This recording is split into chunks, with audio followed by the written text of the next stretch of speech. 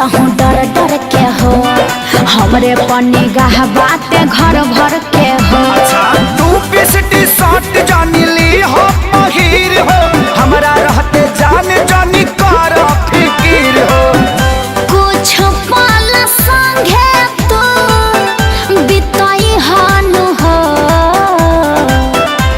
कुछ पल संगे तू बिताई हानु हो।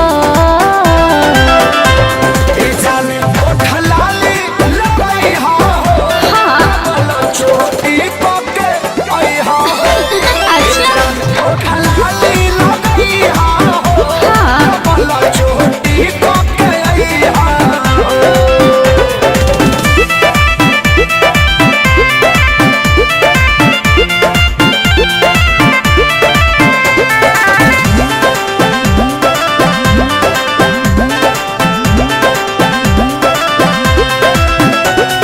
जी भर निहार निहला के बाद हो जवनिया के भर पेट खै प्रसाद हो।